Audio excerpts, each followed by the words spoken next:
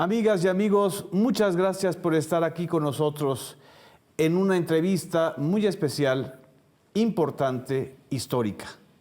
El Sistema Público de Radiodifusión del Estado Mexicano, junto con la coproducción de Cristina Sada, vamos a presentarles en esta ocasión un encuentro que al mismo tiempo es una comunión y al mismo tiempo es un objetivo y una misión.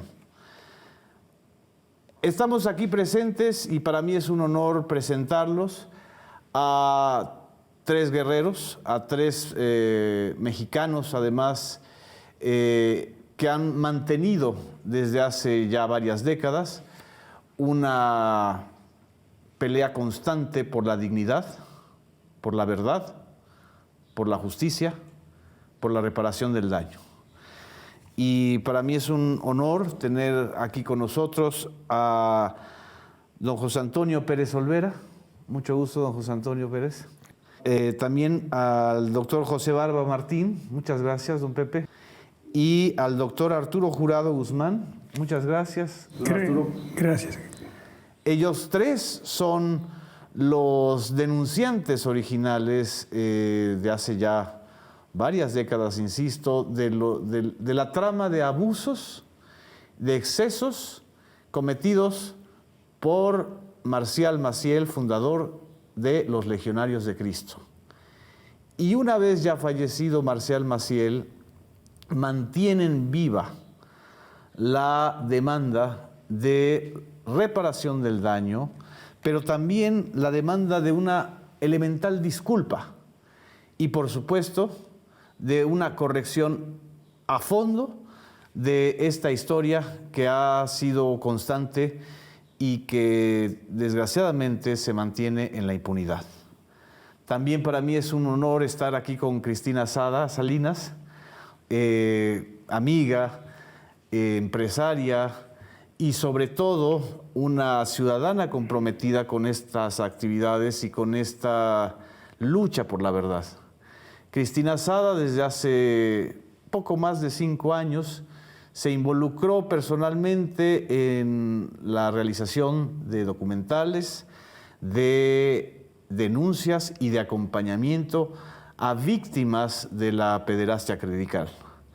Ella dirige la Fundación Space Viva. Muchas gracias, Cristina.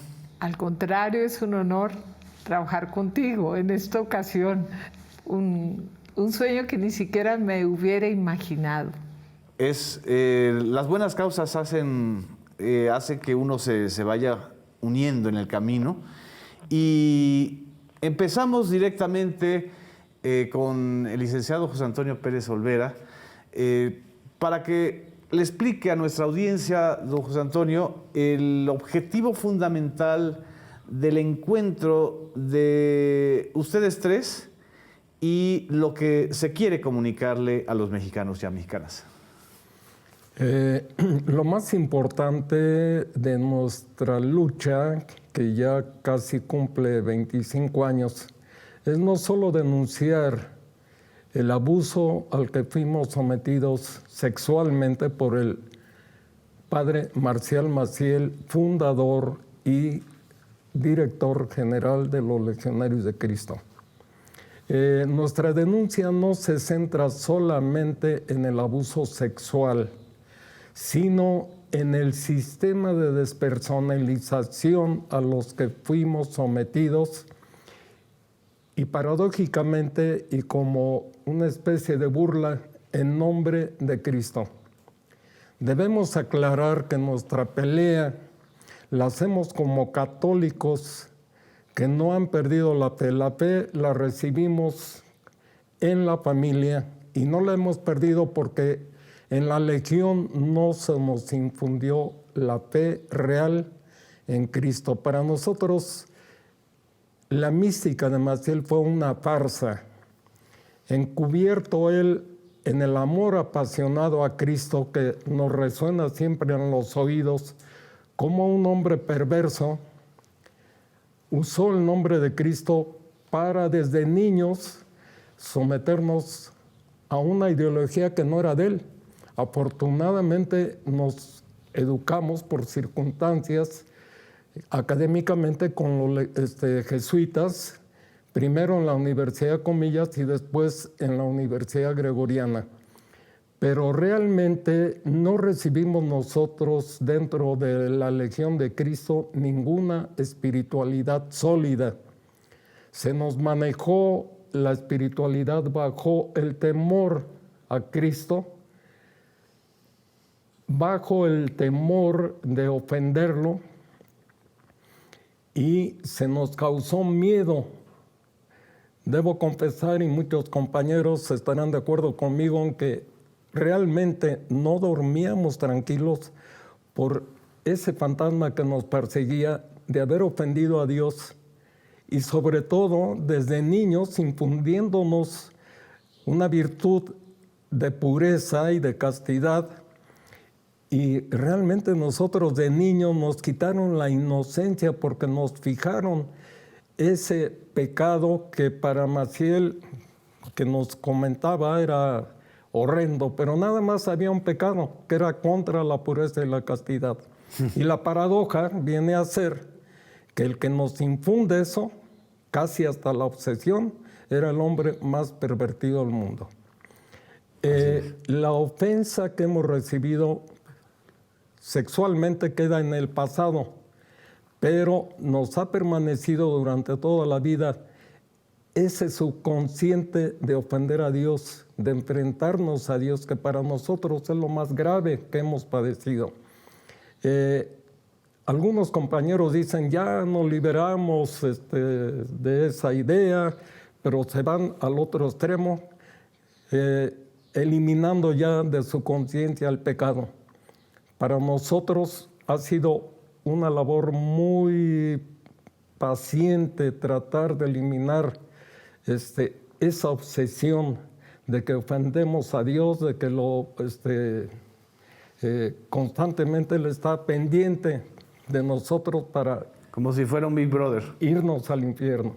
¿Qué es lo fundamental ahora, don José Antonio, de la batalla de ustedes?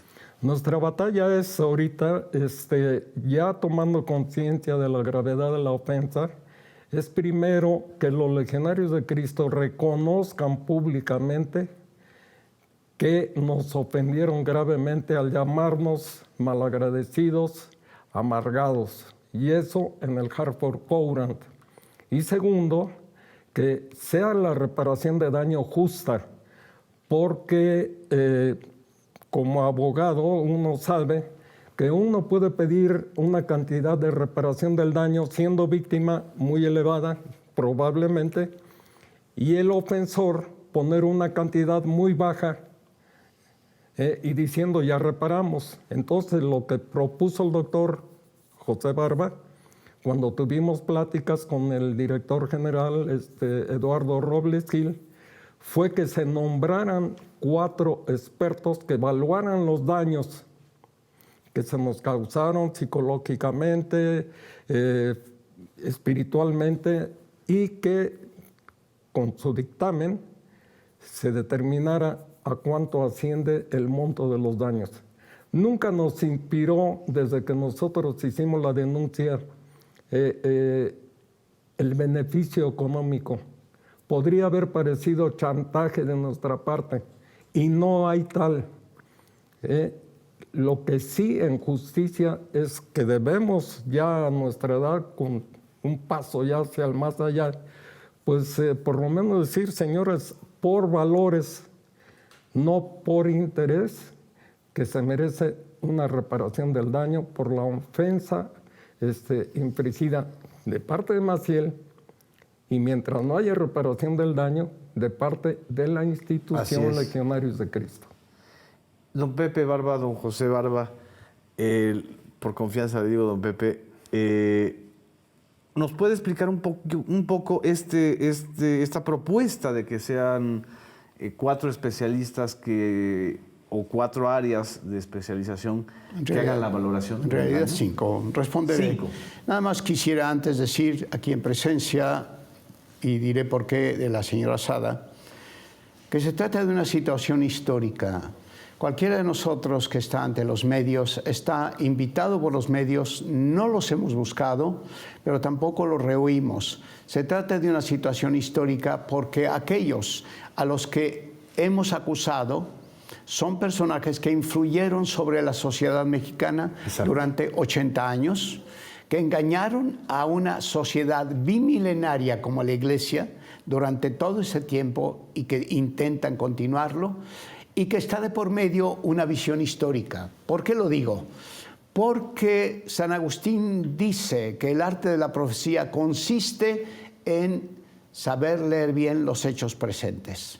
Nosotros encontramos que la misma Iglesia en la que nosotros confiamos, especialmente desde hace 25 años casi, no supo leer bien los hechos presentes de entonces y pronosticó, al contrario, contra todo derecho, contra toda justicia y decencia social, que era mejor que 8 hombres inocentes sufriéramos injusticia y no que miles de católicos perdieran la fe.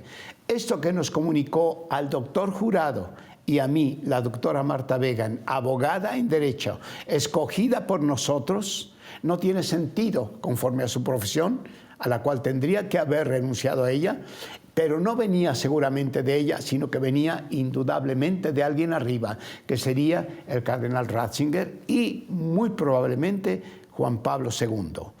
¿Por qué razón pensamos esto? Porque cuando se presentó la demanda bajo 2 cláusulas del derecho canónico, la 1078 y la 799, fueron precisamente canceladas, abrogadas, para que nunca el amigo personal del Papa pudiera ser llevado a juicio por una causa, que era la absolutio complicis, llamada late sentencia, que es de amplio alcance. Nunca fue sometido, porque si hubiera sido sometido, habría parecido que el amigo íntimo del Papa había estado excomulgado por el derecho canónico precisamente por esas 2 cláusulas, 1078, 799, desde por lo menos noviembre del año 1949, según el testimonio de Juan José Vaca, que cuando abusó de él le dio después la absolución, porque de eso tratan esas 2 cláusulas. Entonces nos encontramos nosotros ante el público nacional e internacional dando un testimonio como católicos, como ciudadanos y como responsables que hemos decidido poner nuestra alma en la balanza, porque de esto se trata. Como dijo el licenciado Pérez Olvera, ya tenemos más de 80 años, estamos nosotros a un paso del momento en que Dios nos llame y tenemos una obligación, ante todo, con nosotros mismos, con nuestra conciencia. Tenemos una obligación con la sociedad de la cual hemos formado parte y formamos parte y que ha sido ofendida. La sociedad y también esa parte de la Iglesia sana que ha sido traicionada por la Iglesia mala. Recuerden que no estoy inventando nada. San Ambrosio, antes de San Agustín, dijo que la Iglesia era la casta prostituta, es decir, que era santa por la casta Iglesia fundada por Cristo, prostituta por los elementos que, disfrazados dentro de ella, llegan a decir, por ejemplo, que es mejor que 8 hombres inocentes sufran injusticia y no que miles de católicos pierdan la fe.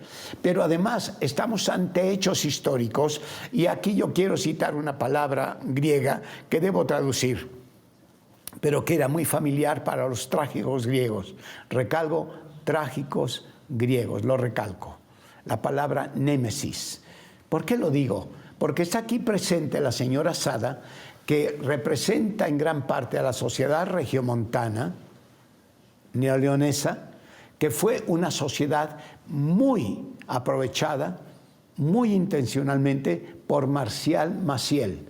La palabra némesis significa algo así como una vendetta de la historia, no de nosotros, sino de la historia misma.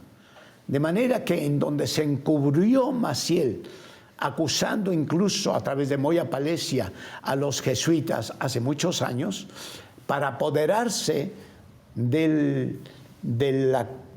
la sociedad neoleonesa, está siendo representada en este momento por una mujer de buena fe que hace 4 años fundó el grupo Spes Viva, que significa esperanza viva, ardiente, y que en parte se está manifestando en este momento a través de nosotros. Entonces, yo quiero decir que los que estamos aquí, que hace años comenzamos el día 1 de enero del año 94, la acción dirigida hacia el periodismo norteamericano, porque en México sabíamos que no se iba a poder. Firmamos la carta a Jason Berry a las 5 de la tarde de ese día en que los zapatistas en Chiapas se estaban levantando. Nosotros fuimos de alguna manera zapatistas religiosos. Nosotros nos levantamos en armas espirituales buscando lo que al principio fue rechazado y al final, ante las evidencias, aceptado. Entonces, yo quiero decir esto y lo quiero decir con suma conciencia. No hemos sido conspiradores contra la Iglesia. Ha sido la mala jerarquía de la Iglesia la que ha formado una conspiración contra los que presentamos el testimonio. Hace casi 25 años, y el sábado 17 de octubre del 98, el doctor Arturo Jurado Guzmán y su servidor, como los 2 comandatarios del grupo de los 8, presentamos nuestra demanda ante el Vaticano. Y todavía, hasta el día de hoy, no hemos recibido respuesta a esa demanda.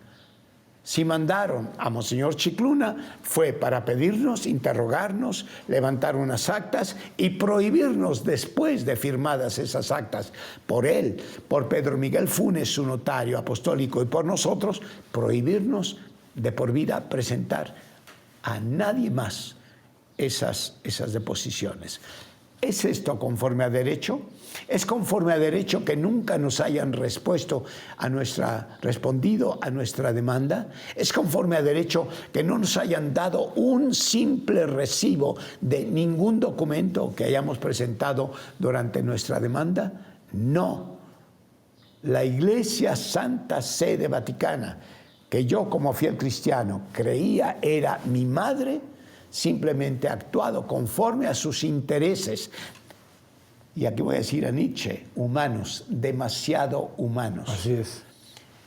Para el favor de seguir ocultando la verdad, no para hacer justicia a víctimas y victimarlas de nuevo. Don José, nos permite un corte. Por favor. Y ahorita regresamos, continuamos con este encuentro.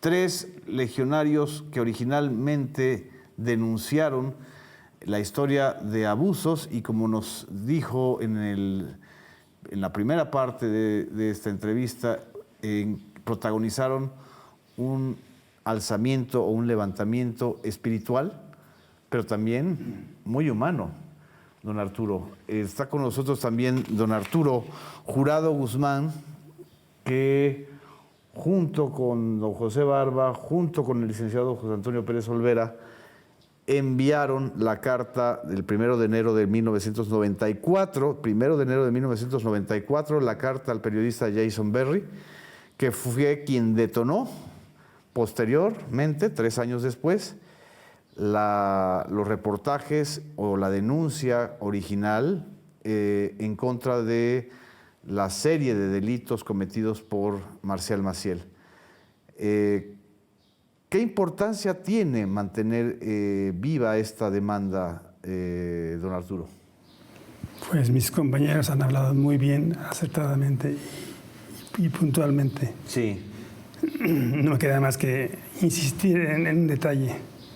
Nos acusaron de conspiradores. Es al revés. Ellos fueron los que ¿Conspiraron en contra? Sí, físicamente yo estaba en Estados Unidos, él estaba en el DF y él estaba en Querétaro, más o menos. O sea, estábamos separados. Antiguamente no había el internet. Claro. Era muy difícil comunicarse. Entonces no había forma de conspirar. Claro. Yo estaba ocupado trabajando. ¿Dónde estaba trabajando usted en ese momento? Monterrey, California. ¿Haciendo? era miembro del Defense Language Institute, que es parte del Defense Department. ¿Del ejército norteamericano? Sí. Entonces, estaba muy ocupado, no tenía tiempo no tenía tiempo de nada, ¿no? Entonces es completamente falso. Y obviamente ellos no pueden probar nada de eso porque es falso. Entonces fue al revés. Yo de hecho conocí a los 4 que firmaron una carta contra nosotros. A los que firmaron la carta contra ustedes. Los conozco, pero nunca los he visto. Exacto. Nunca los he visto. ¿Y usted qué desearía en estos momentos por parte de...? Lo que decía el doctor Barba, que ellos expresamente dijeron que es falso eso, que dieron los nombres de los acusadores y que dijeron que es falso. Sí, así es. Está bien, está bien. Que hubiera un... ¿Perdón? ¿Te parece bien así? Sí. Que hubiera una admisión por parte Exactamente. de la Iglesia y de los LC. Exactamente, y de los legionarios. Porque ellos fueron lo que hicieron.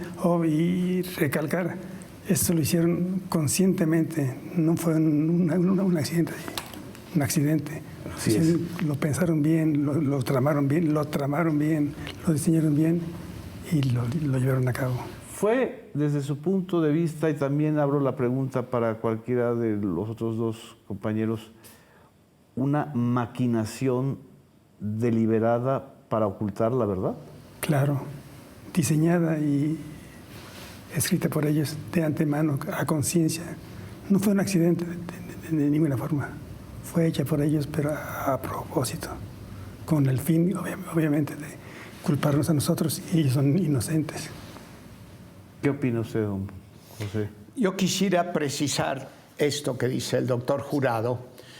Si nosotros no hubiéramos lealmente dicho quiénes éramos los que lo acusábamos, a Gerald Renner, que ya para entonces estaba colaborando con Jason Berry, Gerald Renner, periodista del Hartford Courant y presidente de la Comisión de Periodistas Judíos y Católicos de la parte de Connecticut, me llamó por teléfono en la primera semana de diciembre del 96, diciéndome si podía él dar nuestros nombres.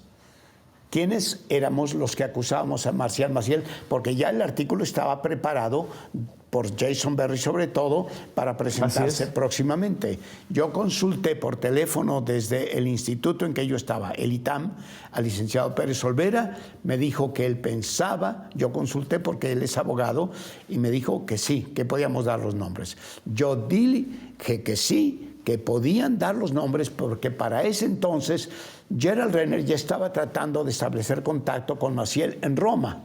Ellos preguntaron quiénes acusaron y solamente entonces supieron los nombres, y a partir de este conocimiento de quiénes lo acusábamos, urdieron, inspiraron a Armando Arias Sánchez, apoderado general de la Legión de Cristo en aquel entonces, a Jorge Luis González Limón, que trabajaba como secretario en la Universidad de Anáhuac con el padre Gregorio López, a Juan Manuel Correa Cuellar, que era vecino y exlegionario y exalumno mío en ese entonces. Y después, en el mes de enero del 97, también a Valente Velázquez Camarena, que acusó a una persona que ni siquiera vivía cuando él acusaba de que había ido a invitarlo a formar una conspiración.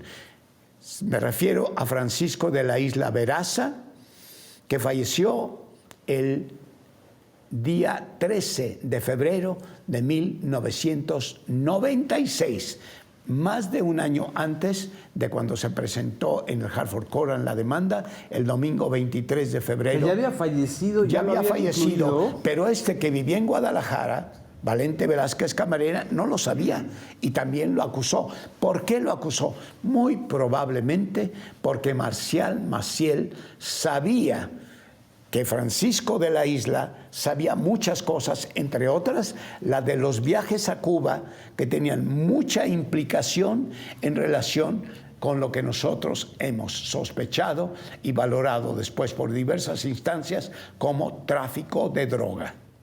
Es decir, antes de que pudiera surgir una carta, un testimonio, como lo que sucedió con Fernández Amenábar, donde Francisco de la Isla denunciara, ya sea en sus memorias, ya sea a través de una carta, toda esta maquinación también que incluya el tráfico de drogas. Francisco de la Isla nunca escribió memorias, nunca dio testimonio. Entonces, No. ¿por qué lo incluyen? Porque sabía lo que el otro sabía. Ah, ok. ¿Se da usted cuenta? Sí. Yo tengo un testimonio escrito con respecto acerca de su hermano Carlos. ¿De qué manera? Carlos de la Isla. Carlos de la Isla, ¿de qué manera también estuvo con él en Nueva York y de qué manera tuvo que rescatar a Marcial Maciel después de que se le perdió durante 3 días en hoteles de los bajos fondos de Manhattan, de habla española, y lo encontró a Maciel? Todo esto está escrito, completamente drogado, a punto de morirse a consecuencia de la droga, igual que lo que cuenta Juan José Vaca, que sucedió en Tánger en semejantes condiciones. Y que además, y esto sí lo había dicho abiertamente el doctor de la Isla, que cuando fue a conseguirle droga también, porque no la tenía con un médico, le dijo el médico que era una dosis de caballo. Una dosis como para una bestia. Como para una bestia. ¿Carlos de la Isla vive? Falleció hace un poco más de 1 año. No quiero perder el hilo de esta parte, pero también, gracias a lo que usted mencionó, don José Barba, quisiera una reflexión de Cristina Sada, ahorita que estamos juntos, Cristina.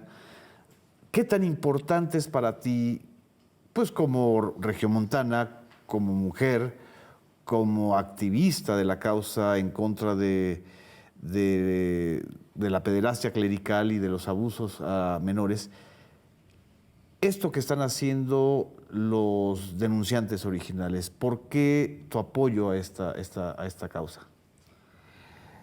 La verdad, esta iniciativa mía nació de darme cuenta que el tiempo pasa. Sí. Que yo también llevo muchas décadas vividas y estos caballeros todavía una década más que yo. Y me pareció muy importante darles visibilidad y micrófono, aunque así fue en el foro que hicimos en Monterrey para don José Barba. Quería dejar un documento visual, auditivo, donde se expresaran libremente y dijeran cuál es su momento histórico, dónde están, qué se ha avanzado y qué no se ha avanzado con respecto al inmenso daño que ellos sufrieron. Antes de que otra cosa suceda, antes de que yo muera, antes de que uno de ustedes muera, porque por la presencia de José Barba en Monterrey, pues primero pensé nomás en él, pero él dijo, no, es que quiero que mis compañeros también estén en este documental, en esta entrevista. Y bueno, pues pusimos manos a la obra ante su aceptación, y para mí soy una creyente en que la verdad debe de ser dicha, debe de ser difundida, debe de ser conocida. No podemos tomar buenas decisiones si no conocemos la verdad histórica de los hechos.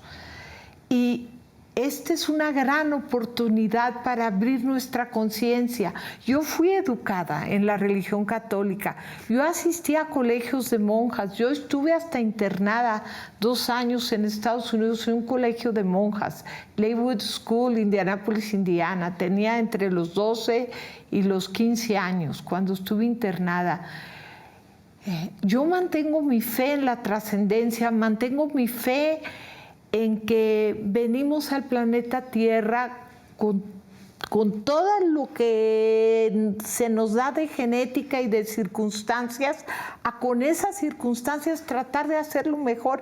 Y creo en la verdad, creo en la belleza y creo en la justicia. Y yo creo que la verdad, por más dolorosa que sea, yo siempre estoy tratando de alimentarme de la verdad. Y sí, es muy doloroso darte cuenta que ahí donde creciste, lo que tu familia te inculcó, lo que tus maestras y maestros te inculcaron, pues puede ser falso, de papel, claro, y totalmente hipócrita. Porque y no es que los principios estén mal, lo que está mal es esta serie de incongruencias tremendas. O sea, ¿cómo es posible que toda una legión de Cristo, un personaje como Marcial Maciel, consentido de quien hoy se le considera dentro de la Iglesia Católica un santo, Juan Pablo II, tramaran todo esto contra las víctimas y los señalaran como personas que mentían, que difamaban, cuando todo esto lo conocía la Iglesia, claro, esto lo conocía Ratzinger, esto lo conocía Juan Pablo II, pero pues ganaba el dinero que esta legión les daba a toda la corrupción dentro del sistema del Vaticano y todo lo que les convenía, seguir expandiendo su fe, y más esta fe convertida en la teología de la prosperidad, acercándose a las élites de España y de México y de Estados Unidos y de Irlanda, donde pudieran, y estar trayendo a inocentes niños o jóvenes, donde una vez que están dentro de la legión, si no, que me corrijan, había que dar su fortuna que iban a heredar de estas grandes familias multimillonarias a la legión, además de pedirle fortunas a los padres y madres de sus alumnos, exalumnos, ¿no?, convertidos luego en legionarios. No sé, Cristina, no soporto yo la mentira. ¿Por qué crees que todavía hay un sector de la sociedad regiomontana que no solamente niega aceptar la trama y las denuncias, que además han sido reiteradas y constantes, de esta maquinaria criminal fundada por Marcial Maciel? ¿Por qué crees que lo niegan? ¿Y por qué crees que sigan todavía pues financiando una empresa como la Legión de Cristo, antes de que nos vayamos al corte? ¿Por qué crees? En una reflexión muy sintética de tu parte. Yo creo que muchas personas que siguen financiando a los legionarios de Cristo aíslan al fundador de lo que ellos consideran buenas obras, por decirte Cáritas, ¿no?, que recaba fondos de la ciudadanía para entregarlo a los más pobres. Sí. Y creen que educan bien a sus hijos en esos colegios, y ven que no, que lo que sucedió con el fundador no tiene absolutamente nada que ver con lo que les pueda suceder a sus hijos.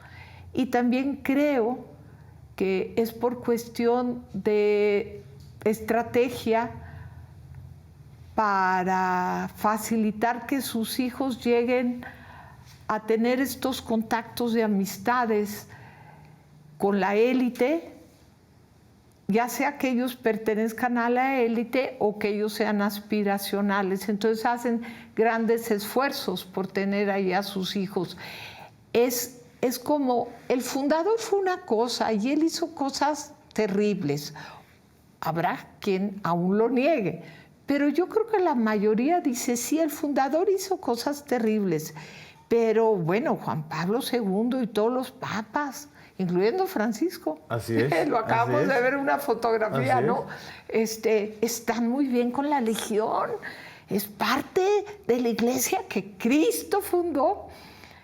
Y que yo estoy en desacuerdo, pero bueno, esa es como la teoría de la manzana podrida, es solo una manzana podrida. Es solo una manzana y todo lo demás está perfecto, y eso no ha vuelto a pasar y ya no puede estar pasando, y son tan rectos y son tan cristianos. Finalmente es cuestión de qué tan condicionado está socialmente. Si está socialmente condicionado para ser élite, o para aspirar a llegar a serlo, al menos que tus hijos o nietos lo sean, pues ese es un muy fácil camino. Exactamente. Vamos a continuar, Cristina, sobre este tema. No nos dejen, continuamos.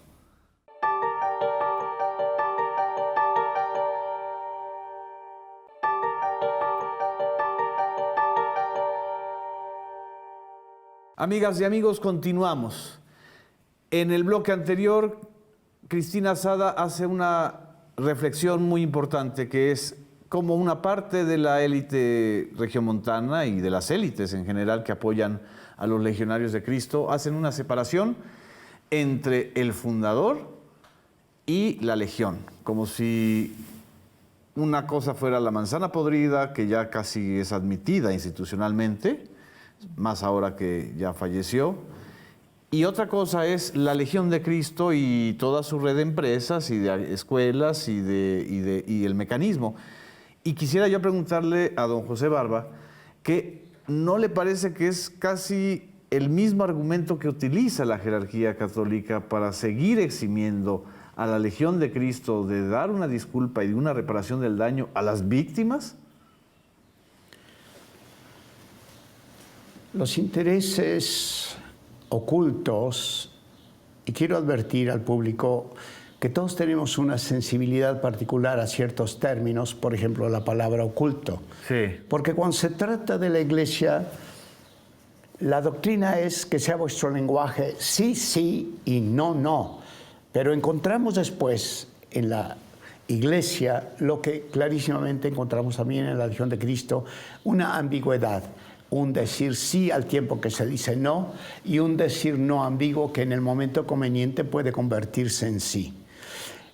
Aparte de eso, cuando se trata de la figura de Marcial Maciel, hay que tener en cuenta que por limitación psicológica la gente no puede argumentar de manera totalitaria sobre una institución con la que ha establecido nexos emocionales, bien sea porque los hijos han estado en la escuela, sí, porque los hijos tienen amigos de esa misma escuela, porque el empresario te ha dado el trabajo con el cual tú estás contento, porque te has casado y has unido dos apellidos posporfirianos o lo que sea.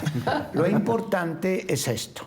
No es doctrina nuestra. Si ustedes leen un libro de Michael Gladwell, Los fueras de serie, ahí viene a decir una cosa muy clara que ellos saben en la práctica, que no es tanto el genio o el talento el que produce el éxito, sino los contactos bien escogidos. Claro. Exacto. Y desde el punto de vista emocional, Marcial Maciel sabía la importancia, y lo voy a decir lo que he dicho en algún momento dado, de la yuxtaposición y de la sinécdote, que voy a tener que traducir para no abrumar a la gente con pretensiones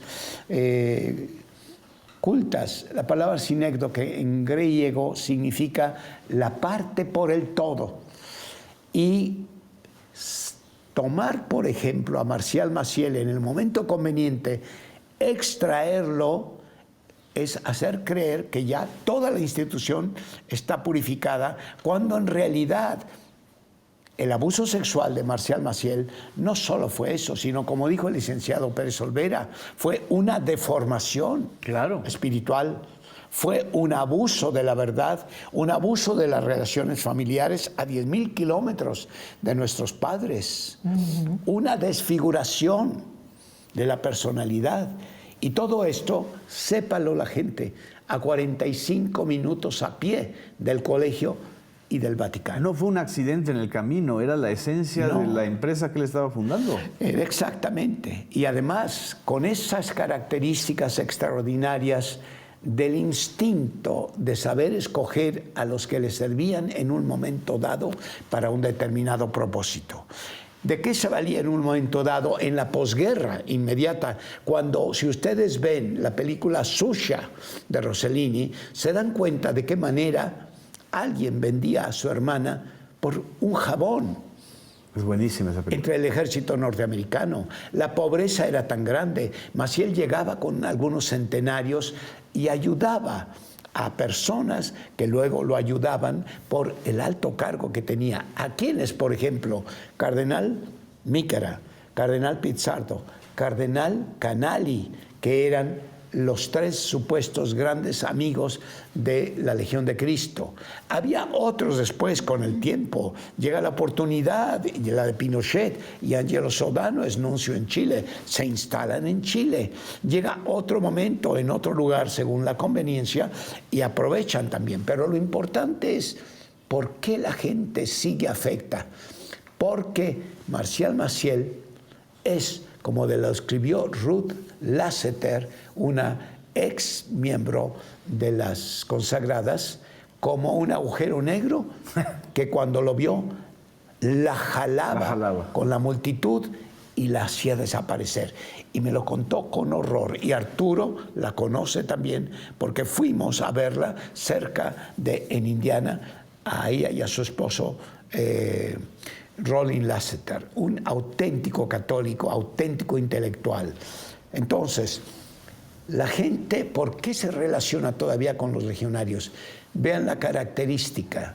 Si ustedes ven todavía el documental de Zita von Erfa acerca de su hermano en la Legión de Cristo, vean todavía las características que salen de las constituciones de la Legión de Cristo, dichas en latín: decenti sin conspectu, attractione corripiant et bona valetudine invaliant, que dicho en castellano es esto: que los miembros de la Legión sean guapos, que atraigan y que tengan buena salud. Sabía manejar las bajas pasiones. En los años 30 y 40, esta descripción en la regionalización, sobre todo de Guanajuato, Michoacán, Jalisco, que eran las principales, correspondía a la clase media alta o media baja. Ser blanco, ser güerito, ser de ojos azules, o de lo que fuera, y de esa manera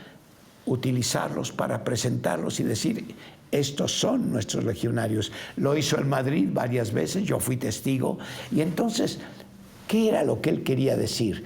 Nosotros, la élite, somos la élite por ciertas características que van a favorecer a los que van a entrar en nuestros colegios.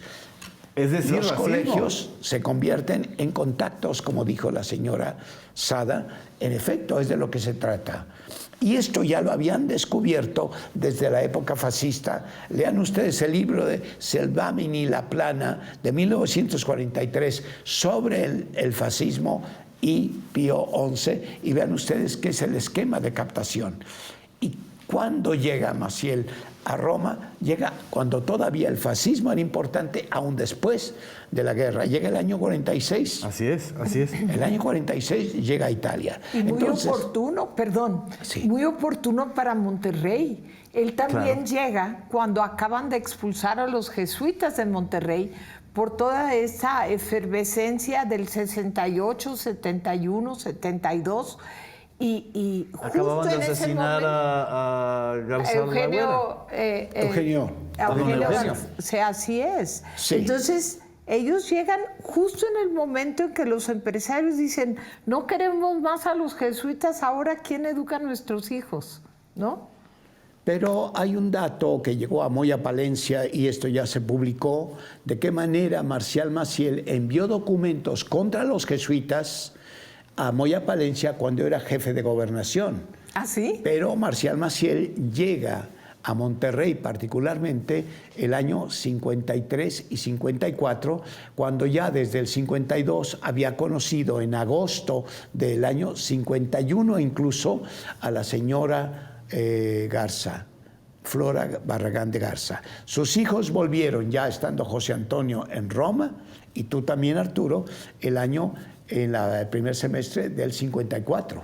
Pero el primer colegio en Monterrey para niñas, el de niños jóvenes un poco antes, no fue hasta 1973. Sí, pero ya habían logrado echar fuera a los jesuitas con las intrigas claro, que hablaba. Y no solamente las intrigas contra los jesuitas en Monterrey, sino que también en El Salvador, según el testimonio que me dio el padre Pablo Pérez Guajardo, que sabía que de la Sagrada Congregación del Clero se llevaban las carpetas de Darío Castrillón Hoyos al Colegio de Roma en Vía Aurelia 677 para prepararlas e influir sobre el Papa en contra de los jesuitas, por lo cual yo creo que incluso Marcial Maciel es responsable de algunos asesinatos, indirectamente responsable, contra jesuitas, porque las carpetas que le mandaban al Papa eran en contra de Monseñor Óscar Arnulfo Romero,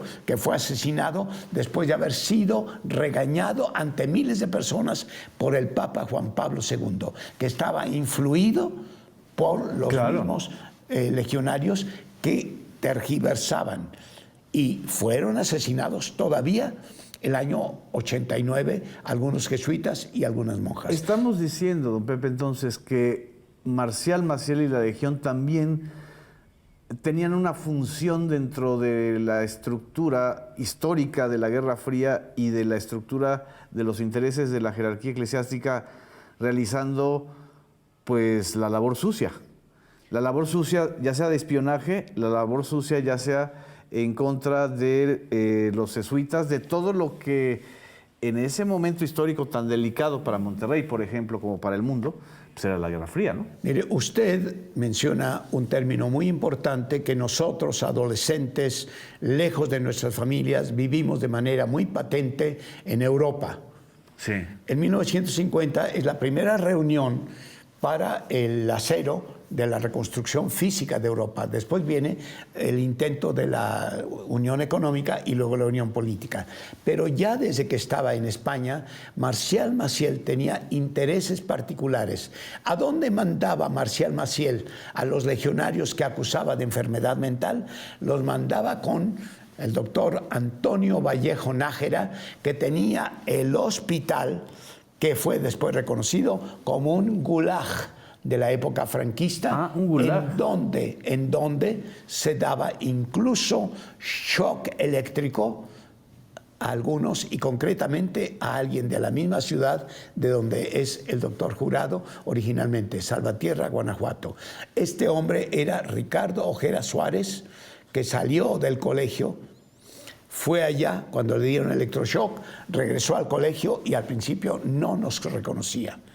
Otra cosa importante, cuando estábamos en Roma, hablando de Guerra Fría, se nos leyó el año 55 un libro de Augusto Asía titulado La traición como arte, en el comedor. Tengo que explicar, no es que Maciel dijera que había que cultivar la traición, pero el libro en sí mismo de Augusto Asía, que es un seudónimo, trataba de presentar todo lo que Joseph McCarthy presentaba en los Estados Unidos como la gran amenaza, acusando a hombres, mujeres de la vida literaria, periodistas, artistas, de ser comunistas simplemente porque pensaban de manera diferente. Pero no quiero que se me vaya este dato muy revelador que usted acaba de dar. Marcial Maciel ordenó enviar a un joven que era Ricardo Ojeda Suárez sí, a una clínica donde le dieron electroshocks. Sí, en efecto, que era un método típicamente fascista.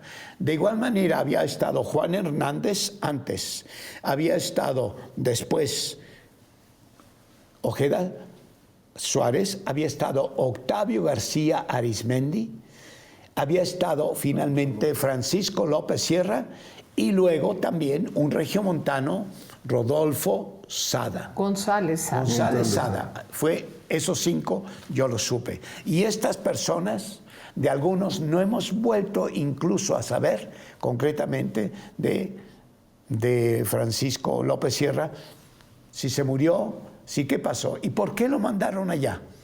¿Por qué lo mandaron? Porque estando nosotros rezando en la capilla y pidiendo por el Papa, por los gobernantes y por el fundador de la Legión, gritó en ese instante Francisco López Sierra a sus 16 años, ¡qué buena falta le hace!